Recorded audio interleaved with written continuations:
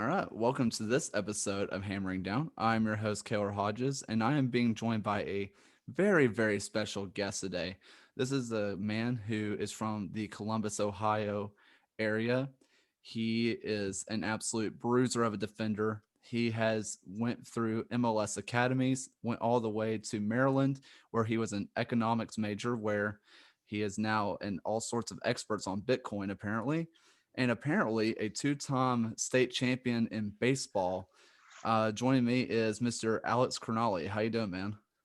I'm good. You went to the archives, bringing out the baseball state championships, man. U9 and U13, I think it was. But What hey, I'm still proud of those. what position? What position were we? Well, I was a lefty, so I played outfield. I was a center fielder and first baseman mostly, and then I would pitch as well. When I was younger, I wasn't very big, so um, my dad is still upset that I didn't stick with baseball because I probably would have been a decent pitcher, lefty, 6'5". But hey, I mean, it's so all good. when did your growth spurt happen then? If you were little when you were little, It was like, I mean, my big growth spurt happened probably sophomore, junior year of high school, when I grew from like, yeah, I don't know, 5'10", 5'11" to like 6'3" in a summer, and had all sorts of back issues and knee issues and the whole nine that goes along with the big growth spurt. But um, yeah, I mean, middle school, I was a point guard. Speaking of other sports, I was point guard, seventh grade basketball team. Like I was a little guy. So so I've been the tall guy, the little guy, all over the place. I mean, you were a point guard back in high school and middle school and all that kind of stuff. I'm sure you know, but right now, if you were to go one on one with Jay Heaps, because he was a basketball guy at Duke, so could who would win right now? To be fair, probably Jay. I don't know that I can shoot the ball anymore. I haven't picked up a basketball in 2 years. Um, like I was a sharpshooter back in the day in high school. But man, I one thing I can tell you, I can't dribble. So if I had another teammate to maybe pass the ball to me and I could either post up or just shoot jumpers, I might do all right. But going on one, I'm not gonna say that I can take Jay because he might be a sleeper. He's probably a dark horse from Duke. Yeah, They have he some good basketball players out that way. well, he I don't know if you realize this, but he was a scholarship basketball player at Duke. No way. Yeah. That's the fun fact of the day. Shit. Yeah, I was so shocked. I when I was doing research with I interviewed him, it was the first thing that came up. It was like, yeah, Duke basketball player Jay Heaps. I'm like, that's not the same guy. It was the same guy. So he's two sport? Yeah. Huh. Good for him. What a baller. So let's go back to you. You played Duke quite a bit when you played at Maryland, but when you're going to Maryland, you're a rising prospect because, like you said, you had a late growth spurt. So your prowess as a defender just shot up out of nowhere, and you end up going to Maryland, where you had 12 starts instantly, where you were not the captain of the back line, but you were a force back there, and you played some real studs including a really great team like North Carolina, where you held them to one goal. Some people are saying if Mikey Lopez was on that team, it might have been worse, but you still held them to one goal, so that's all right. But what was that transition like from high school to college? Um, I think early on it was the physical part of it was tough for me because, like you said, I had a late growth spurt, so I grew a lot, but I wasn't strong enough for my body. So there were little injuries. My fitness wasn't where it should have been for someone my size. So it took me a season or two to really put in the work in the gym, off the field, get my conditioning up. So the first 2 years of school, that was you know, my biggest struggle. I think the speed of play, you you figure out as you go. I think there was definitely a change, like there is at any level when you take a step up. But for me, the biggest improvement came off the field and in the gym, with the fitness and the strength and those sort of things. So your first year of college, I'm sure was an adjustment period, but how much did someone like your older brother Ben help you out? Because he had already had a year already in college, didn't he? Yeah, so actually, funny you mention that. So he went to school when he went to Loyola Chicago. He went there not to play soccer. So he just went to study, joined a fraternity, was just going to school. And then I think it was his sophomore or junior year, he went and watched a game of the soccer team and was kind of like, hey, I can play with these guys. So I think it was the fall, he went and watched the game. And then that spring, he walked on and tried out for the team, played with them all spring. And then by the fall, he was on the roster, scholarship player. So um, my freshman year, he actually wasn't playing. But with that Oh, being said, you know, once he finished school, he was a coach, so he was always involved in the game. And he's someone who, both my little brother and I always look to games. We say, what do we need to do? He's always giving pointers and stuff. He was definitely into, but he actually wasn't playing at the time. so funny fact about your brother Ben. I I realized he went to Loyola, but I didn't really know much about his career, so I looked a little bit of it up. And he made one of his starts came against Missouri State against your now teammate Trevor Spangenberg.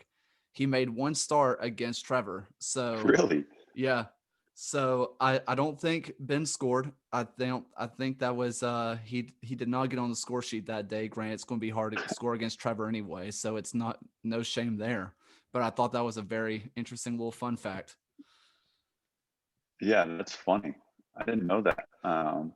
Yeah, Ben played. He was a striker, and the way that his Loyola team played, they defended super well, really well disciplined.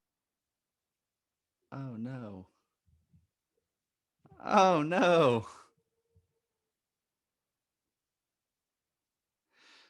If you're if you're listening or if you're watching, um Alex just completely fell out of the call. All right, if you're wondering why there's going to be a weird cut suddenly, Alex's internet decided to go out. Shout out to Spectrum, but Yeah, that's totally shout out fine. Spectrum, giving us all sorts of trouble. I guess we can blame it on the weather that we're having here. Maybe there's an excuse to be had there, but yeah, Spectrum's letting us down today. Yeah, that you were on a roll too, man. But so I guess I don't exactly remember where everything left off, but your brother played against Trevor, which was pretty cool. But your brother has a pretty interesting role, which, like you said, he's been helping you and Eli out a ton because if I remember right, he is the like the video coach or like visual coach for Columbus Crew. Like he breaks down a lot of the film, right? Yeah, well, he did a lot of stuff. He was working with the academy, so he would work as a coach, a scout, and then he would help, like you said, with some of the video analysis and stuff. He's not coaching anymore. He's actually during COVID, kind of like a lot of us. He made a life switch, so now he moved out to Phoenix, Arizona, and is doing real estate out there, and doing really well at it. So he made a change out of soccer, but he's always been a deep thinker, like analytical guy. Thinks the game more in depth than most people would. So it was always really nice to have a resource like that. When you're playing or watching video or you have any questions, he's a good guy to bounce ideas off of. I your family, just all three of you play college soccer together. I mean, your brother went pro in coaching, and you or Ben went pro in coaching, and you and Eli have, I guess, kind of been following each other around going from Maryland and now Birmingham together. I mean, that is kind of insane. Do your parents or are your parents just ever like, oh yeah, no big deal. All three of our sons are insanely professional in athletics, or is it just kind of like, we always knew? No, I wish it was something where it was kind of the plan all along, right? The master plan. Everyone plays soccer and do well. No, it wasn't that, but it's been pretty fun. So my parents, they obviously followed Bennett Loyola, and then I went 4 years at Maryland, and then right when I left, Eli got there, so they had another 3 years at Maryland. So they kind of they were, running the tailgates at that point. All the parents who were new, they're like, we've been here 4 or 5 years. Like, we know the ropes. Come over here. We hang out before the game. I mean, they traveled all over the country. They still do. They'll come to um, pretty much every home game we have here in Birmingham. They'll drive down or fly down and catch the game. Um, but it's easy for them now, right? Two birds, one stone. Come watch Eli and I. Ben's not coaching or playing anymore, so they just have to make sure that they get down to Birmingham. But it's been awesome. I mean, being from Columbus and then signing homegrown in Columbus, um, that's really meaningful to have your whole family there with you all the time, supporting you. And it doesn't really matter where we play; they still find a way to show up at the games and come support. So it's been pretty fun. Yeah, you mentioned signing homegrown, and we're going to get to that in a second. But man, your senior year at Maryland, and was your brother with you at that point, or was he still at Belmont? No, he was at Belmont. Okay, so your senior year, you were Big Ten Defensive Player of the Year. You finished with 6 goals. You led the team because you were the captain at that point. 15 straight wins, 5 straight shutouts. I mean, what was that like? What was that run like? Did you just feel invincible or what? Yes. I mean, we were 18-0-2 going into the tournament. We were untouchable. But I think having that success kind of bit us in the ass going into the tournament. Because obviously, if anyone remembers college soccer around that time, it was the game where it was 35-mile-an-hour winds, and we're playing Providence. We're up 4-1 in the second half. They score like an absolute worldie. They score like two volleys from outside the box. They score off a corner kick to go. Like, it was one of those games where it was like once that flip was switched and they got back into the game. um it was like, Maryland had such a good season. Their time is over, and we lost the game 5-4, which was kind of surreal at the time. um, because, like you said, we were on an insane run. Um, that was some of the most success I've had individually and collectively. You don't go undefeated in a season accidentally. Um, so we still had the Big Ten championship, but that doesn't mean much when you get bumped out in the whatever second round of the tournament. So it was a crazy year, to be fair. I mean, you're mentioning like whenever that one team just goes on a run and just comes from behind. Obviously, not to the same level, but there's 7v7 soccer, adult league soccer here in Tuscaloosa. And we were beating a team 3-0, and the winds were blowing like 25, 30 miles per hour. It was cold as it was miserably cold, raining. And then they scored one and they beat us 4-3. We didn't score again in the second half. And we're like, It's the wind. what? Yeah. You Yeah. can't That's you can't play soccer in the wind. They should have canceled the game and say, you know what, guys, come back tomorrow. It's the damn wind. Um, but no, that was a crazy game, and they ended up, that was Julian Gressel and Providence. He's the name everyone will know. Uh, but they went on. I think they made it to the Final Four that year, or Elite Eight, one or the other. So they went on a good run. Once we lost, I think I tuned out, and I don't know that I watched the tournament after that. It's one of those losses that just doesn't sit well with anyone. I Um, don't blame you whatsoever. Right. So after that season, obviously ended in disappointment, but now, looking back at it, you went undefeated. That was an absolute crazy run. And luckily, one of your boyhood clubs, Columbus Crew, came around and said, "Hey, you're a homegrown, stay at home. Let's do this thing." And then that upcoming March, the year after you signed your, or a couple months after you signed your contract, you get your debut. How surreal was that? Yeah, it was cool.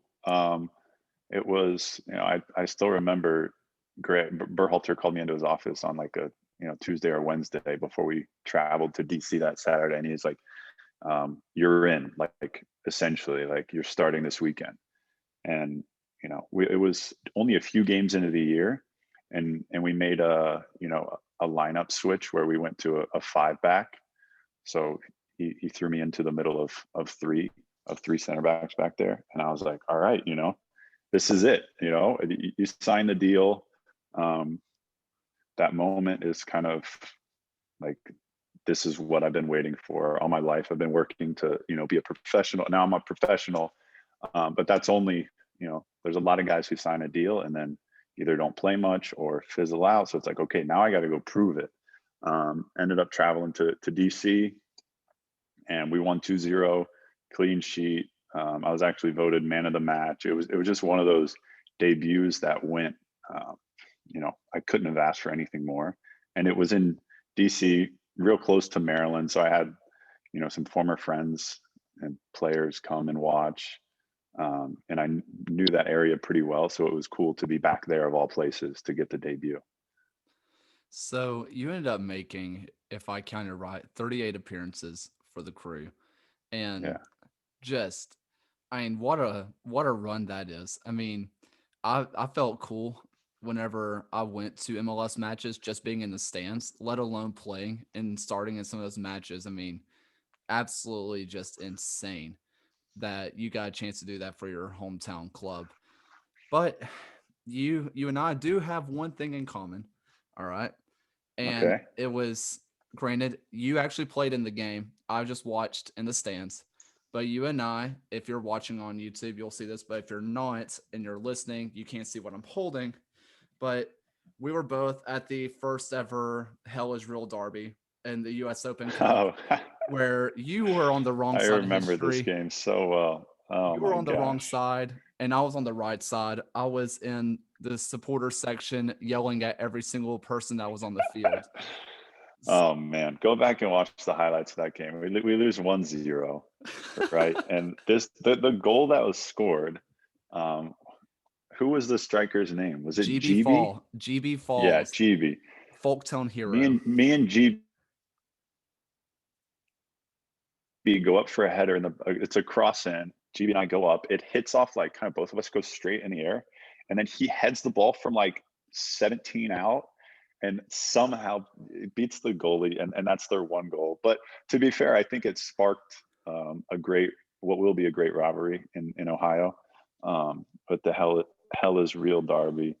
So unfortunately, we didn't win that one, but there'll be a lot of really fun games to come in the future once the two teams get their stadiums built this year.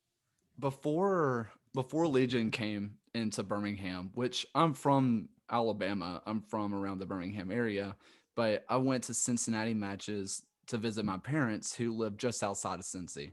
And those were the first soccer matches I ever really went to. And I had that picture of GB heading it in, like on my wall forever. And then we signed you, and I was like, that guy looks familiar. And then I looked on the wall. I was like, oh my god. Probably in the photo. Yeah, Yeah. I'm probably in the photo watching the ball go in the net. Yeah. but Oh man. but you did get a little bit of revenge because a couple years later you play in the first ever MLS uh, iteration of it, which I believe ended in a weird either 1-1 or 2-2 draw, which was just Yeah. weird. Yeah. It I was a think we weird tied, match. and then we won Yeah, we don't have the to talk about following that. game. We don't have to talk about that part. Um, yeah. Just to um, throw that one in there. No, but I mean, some of the places that you guys played. I mean, I know as a supporter going to Cincinnati matches and now Birmingham matches, because I was at some of the first ever Cincinnati SC Cincinnati matches in USL. and I remember those. And I'm looking at what's happening in Birmingham, and it's very similar, at least to what I'm experiencing just sitting in the crowd. I mean, just the atmosphere is insane. Are you one of those guys that feed off that, or are you just one of those that just kind of tune everything out and you're doing your own thing? No, you definitely feed off it. I think, I mean, I think it's good to tune things out after a little bit. You don't want to be influenced too much by the crowd and or the opposing fans, that sort of thing. But you definitely feed off of it. And it was actually, I mean, it was the same at Maryland. It was the same everywhere I've played. You want the fans to be there, be engaged, know the game. Um, and it's been the same here at Birmingham. Obviously, last year we only had, I think, 30% capacity, something like that. So it's not the full atmosphere that you would like, but we did have it in our preseason game against Atlanta. We saw what the fans in Birmingham were capable of, and it was a great atmosphere, a great place to play. So you totally feed off that as a player. Um, so hopefully by summertime we have full stadiums back if everyone goes and gets their vaccines. Sure. So we're going to go to the other places you've been, but I'm just curious because you're in the back line, where a lot of times, you're working hand in hand with your keeper. And back in that back line, generally, most supporters groups are right behind the goals. And there's so many things just thrown down at those goalkeepers. Has there been anything that you've heard come out from the stands that just made you laugh or was just caught you completely off guard? Uh no, I don't. Nothing directed at me. I think over the years there's always been some banter from the fans. Whether you're warming up with the rest of the guys on the sideline and it's just the few in the suite drinking their beer, talking crap to you, or um, like you said, the supporter section throwing things or screaming. I mean, there's always things said, but nothing that I can think of, or nothing that's stuck in my mind that um, was real. I don't know, impactful, I guess. It's Fair. just kind of noise. Um, but uh, so last thing on the crew, you played with a ton of just studs that were on that team. I mean, just some absolute freaks, and a lot of them are, U.S. or other nationalities. They're on that national team, and probably the guy that you probably get asked about the most, but is Stefan. Is he as mhm. insane as he just looks on TV? Because he just looks like an athletic freak out there. Yeah, I mean, he's the best whenever he's on at any training session on any field. He's been the best player. I mean, I saw it at Maryland. I saw it with Columbus. He like there's a reason he is where he is. I'll say that, but when you describe him like that, if you talk to him off the field, you'll get a completely different vibe. He's relaxed, low key, just down to earth, like good dude. So to see him now, like you say, just an absolute beast. Um, he deserves to be where he is, but he's one of those guys who just is a special talent, and you can tell the way he moves, the way he makes saves. He just looks the part, um, and he's showing it. So you got sent out to Orange County where you made 26 appearances. You had 4 goals, including on your debut, you had a 90-minute equalizer against Phoenix. Mm. Um, and but you're on a game by game loan. Um, how are you just checking your phone to be like, am I going to Columbus today? Or how's that work? I mean, it's funny you mention that because it kind of. I so this was in 2018, my second year with the crew, and it was February, March. I go and buy a property in Columbus. I buy a duplex. I'm going to live in it, rent out the other side. I'm starting to invest a little bit. Literally the week after I did that, Greg calls me into his office and he's like, "Hey, we got this. We want to get you some games, so I'm thinking about sending you away." And that was it. And I'm like, okay, where? He's like, "You're gonna love it." Like, he wouldn't tell me right off the bat. He wouldn't just go out and say it. I'm like, where the hell am I going? Orange County.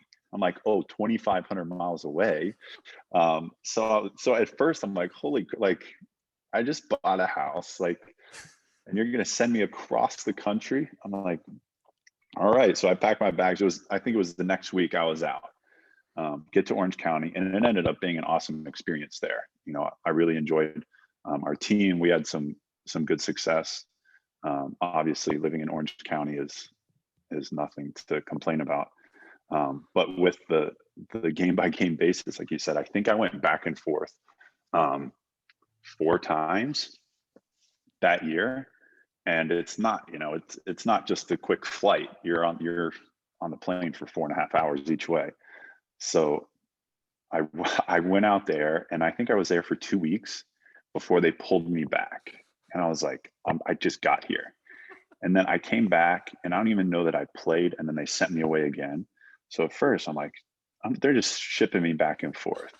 Um, there was one weekend where we played in Seattle. I remember away at Seattle, and I'd been, you know, in Orange County for 2 3 months now. So you're in a good groove, you're feeling good, playing everything.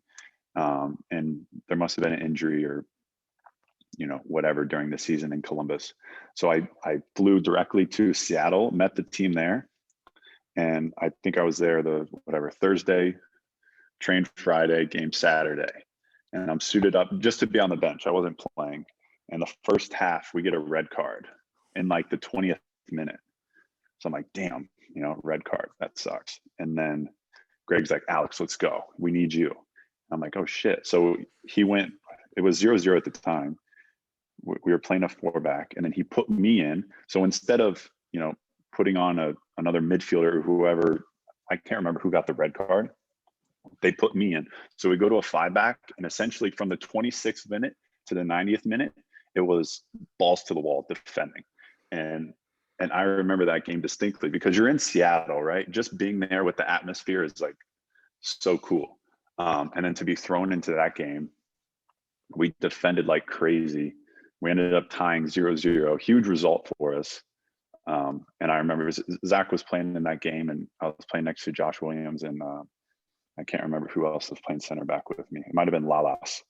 And we just defended like hell for 90 minutes. Well, I guess not 90 minutes, but 65 minutes. And so that was a cool experience. So that one, I go to Seattle, and then I think I might have just flown straight back to Orange County. So it was just kind of like wherever they needed me, you know, put me on the plane, and I'll be there. But that was you know, those are one of those years where you learn a lot as a pro because, you know, you're going to sign this contract. Fans are going to love you. You're going to play well. You're going to be in your hometown, play there for 5 years, whatever.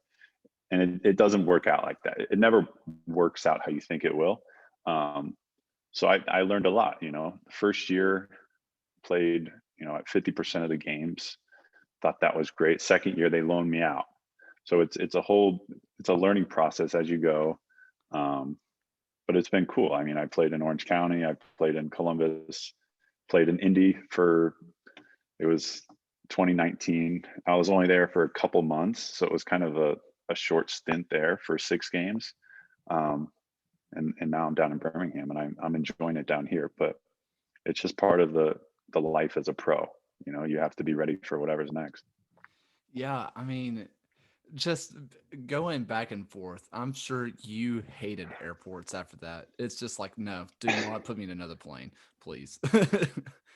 That Yeah, seems I mean, exactly. And I actually brought my dog out there the first time I went out there.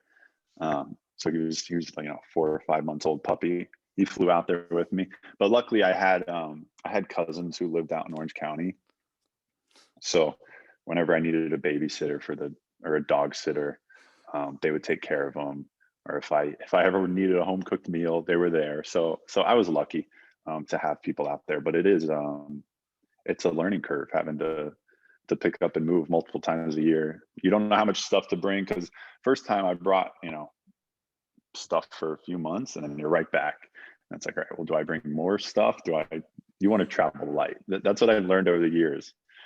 Be minimalist and travel light. You'll be much happier when you have to pick up and move all the time. Was there you what kind of dog you have? First off, that's the important question here. He's a Bernedoodle. All right. I He's a don't 90-pound Bernedoodle. All right. I don't know what I A was beast. expecting.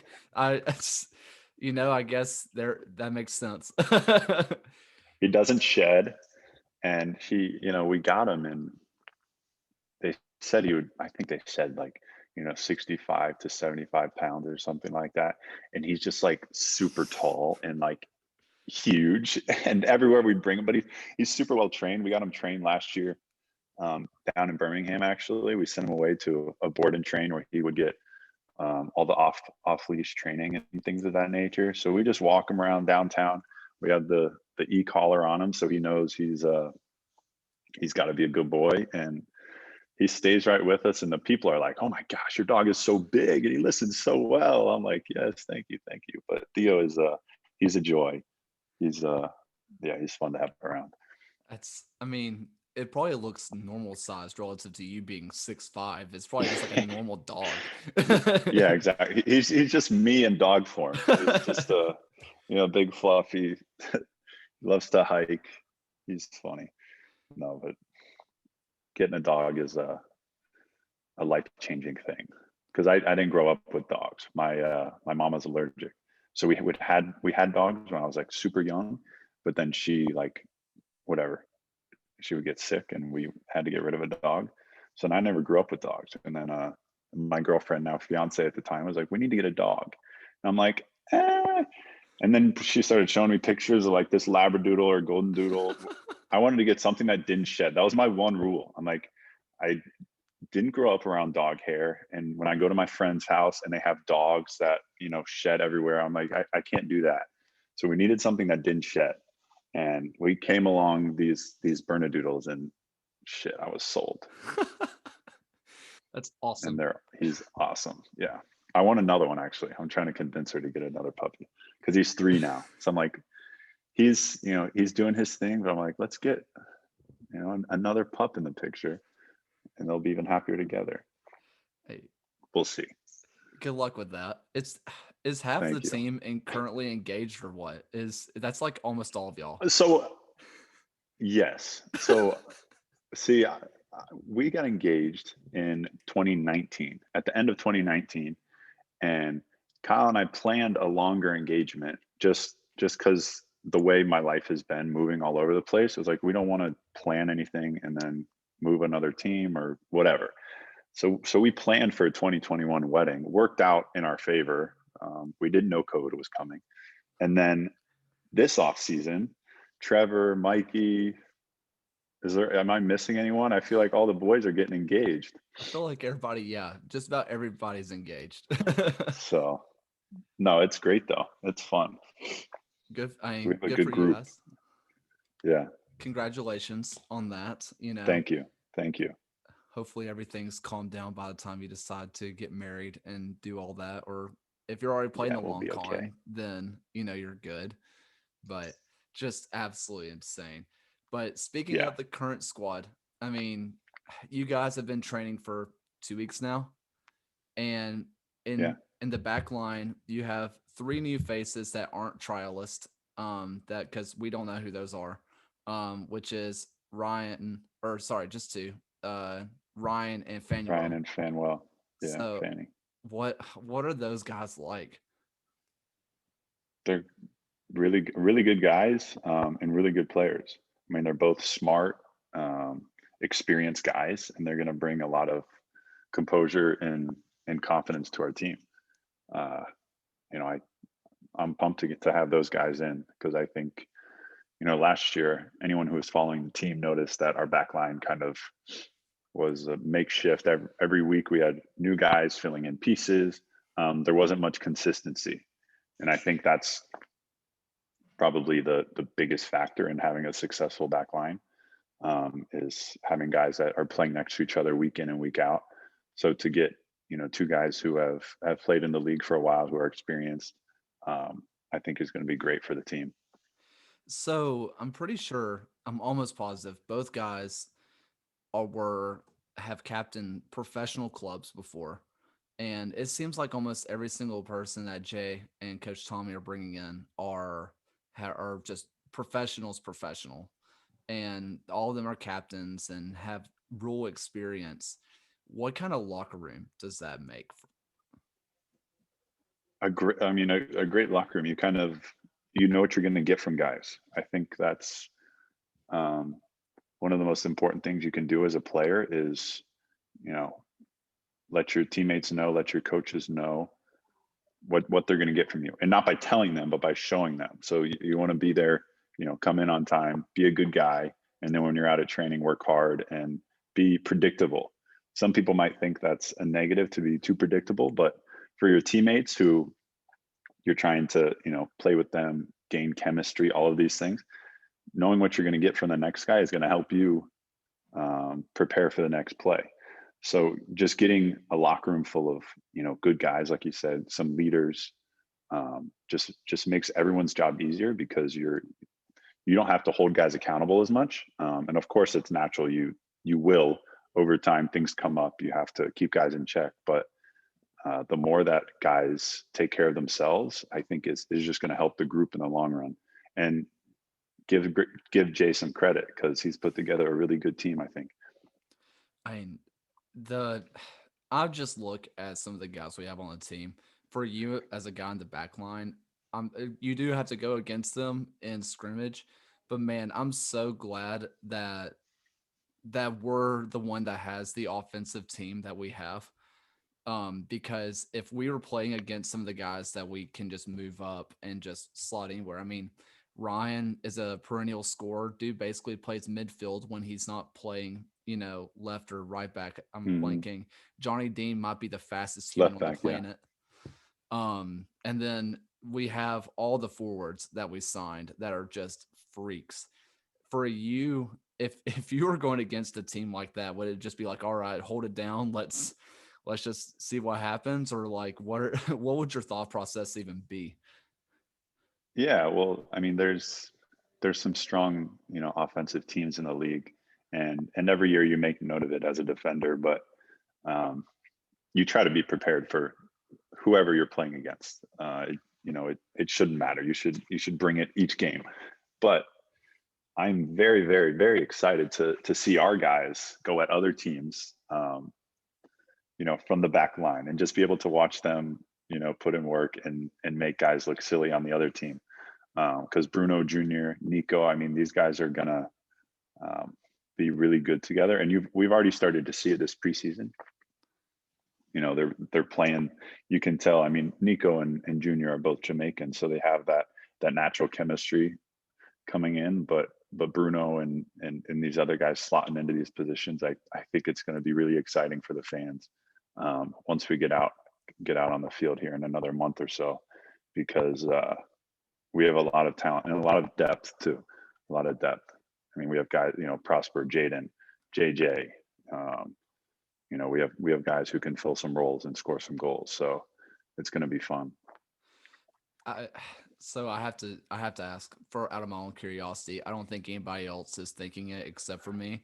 Who wins in a race right now? Short distance sprints, Junior or Johnny? Probably Johnny.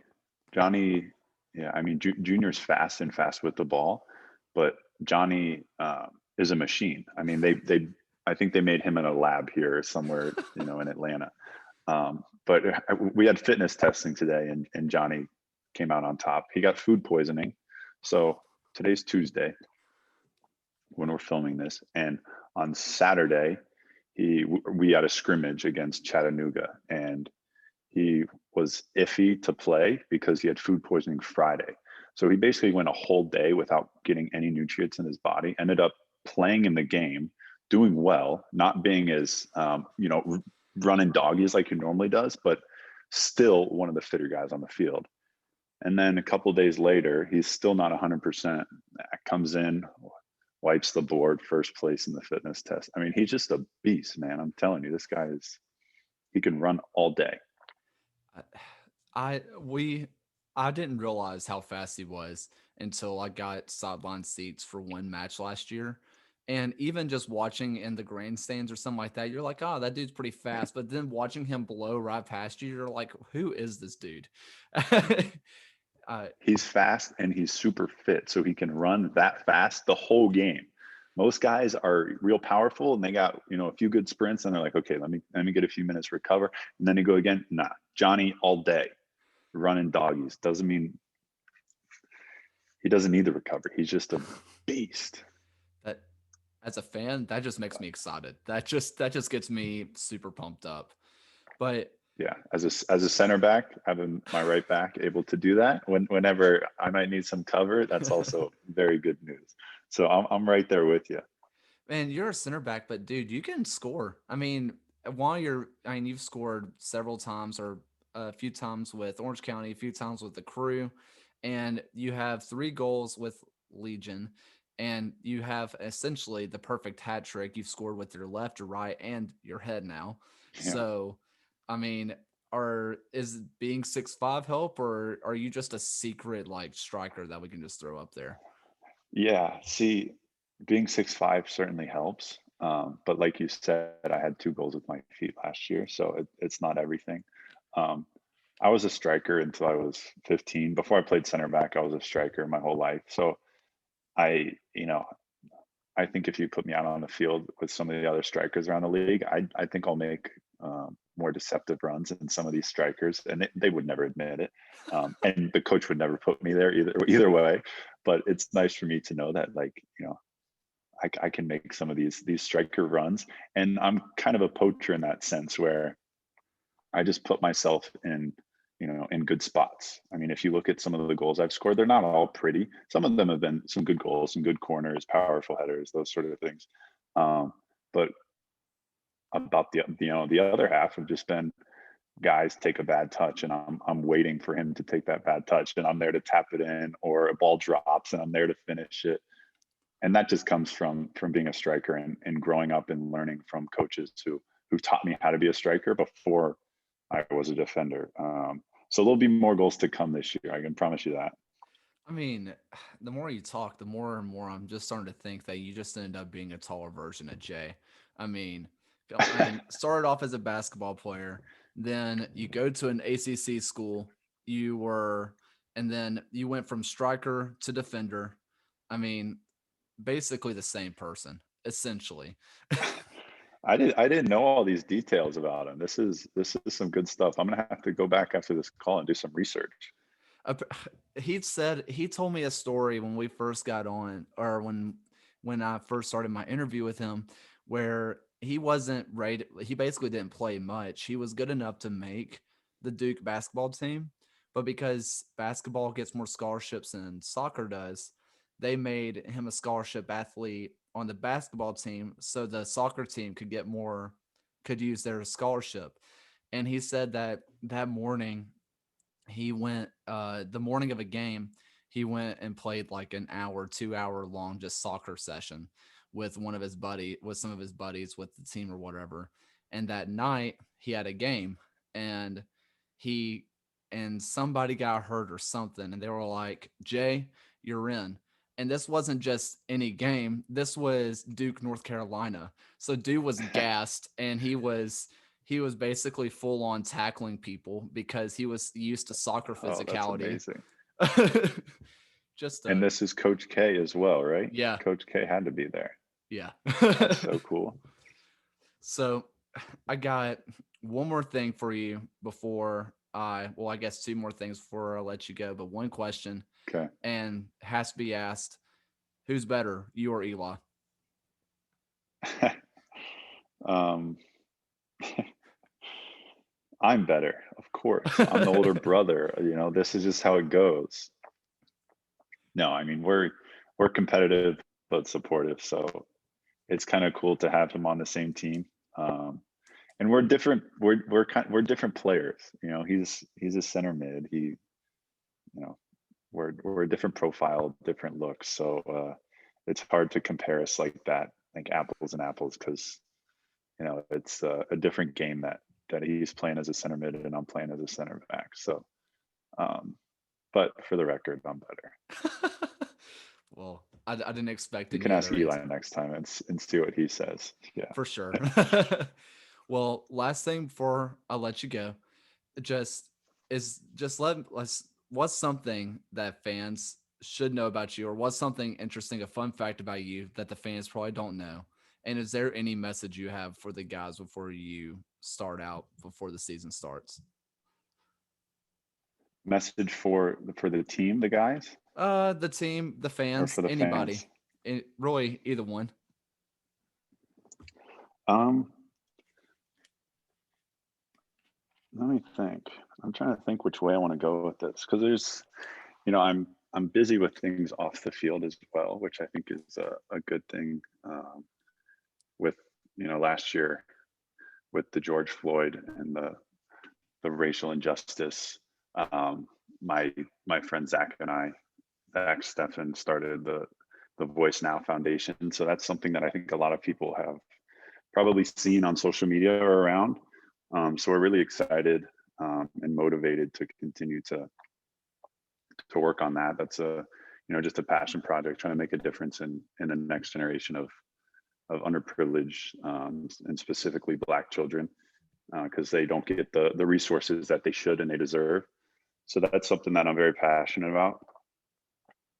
Um, for the guys and the fans, I mean, last year was an anomaly. Like, no one could have predicted what would happen last year, and I think now we're we're settled. We brought back a core of really good players, and we brought in some exciting pieces. So I think this year is going to be a completely different feel, a completely different look.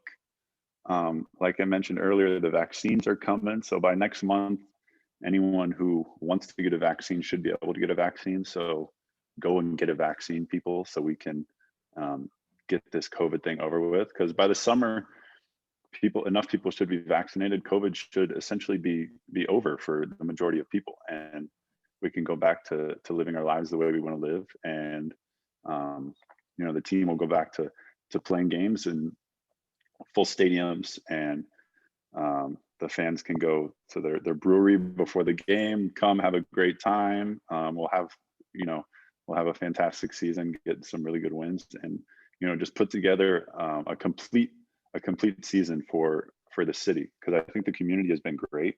The owners and the coaching staff, everyone really hammers it down. I did not mean to do that. No pun intended. But really, like, lets us know that the community is here for us, and we have to show that love to the community. And last year was tough because you're limited with what you can do, what you can't really interact with people. So this year we're excited to give them a great product on the field, but we want to connect with the community off the field, because I think without that connection, you know, an organization can only go so far. And it's a new team here, so we're excited to just keep building it brick by brick, putting together a fantastic team and an organization for the future. So I'm excited. I think 2021 is going to be a great year. Um, we've already had a good, I think, 2.5 weeks or so of training, and we've gotten the brunt of the fitness and those things out of the way. So now we can just go in and enjoy our footy and gear up for what should be a successful season. Well, I did say that was the last thing, but I just want to pick one little thread that you mentioned, and it's just something I think is so cool. So obviously, you're fighting for social justice and having everybody have equal opportunities. Same thing that Mikey is with his Next Gen Mm. United, and something that Jay mentioned to me in interview I had with him is that he specifically wants to have after school programs in low SES or low socioeconomic areas in Birmingham, and just have that be an option for kids. And so if you're listening to this and from around the Birmingham area, just that's so exciting to know that we have people who are not just saying it, but who are doing it. So, shout out to you. I mean, good on you for doing that and using the platform that you have for good. And yeah, that makes me just so excited as a fan. Thank you. No, I appreciate it. And we do have plans with Voice Now to, last year, my fiance, who's been doing a lot of work for us, she was a part of the jersey auction that was able to benefit. I think we raised $10,000 for the Birmingham Civil Rights Institute, and that's one thing that we want to do as a team and as players is get over there and actually see the museum, because we weren't able to last year because of COVID. So I think being able to see the history will be very, very cool. But we also have plans with Voice Now to bring some resources here to the city, because I'm here. I would like to get connected to some of the, whether it's the Boys and Girls Clubs or some local clubs, to go and see some kids, do a little bit of mentoring, those types of things, because I think it's important in a city like Birmingham with the history that's gone on here. It's important that we're leading the charge to make steps in the right direction. So it's exciting. There's still a ton of work to be done, but yeah, I appreciate you saying that. Well, uh, I'm really looking forward to see what you do around here, and seeing just you make an even bigger impact than you already have. And thanks for hopping on, man. I know this has been wild with internet and weather and all that kind of stuff. So thanks for weathering it out with me, man.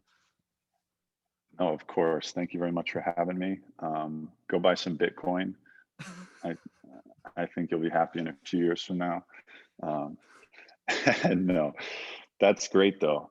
This was awesome. Thank you again. Um, we'll chat again soon. Hopefully after some wins For sure. in Hey, another month or so. and maybe in about 2 weeks because we're beating Atlanta United 4-0, calling it now. Yes, sir. All right. We'll take a 1-0, but 4-0, why not? Yeah. Why not? All right, Kaylor. Thank you, man. Thanks for coming on.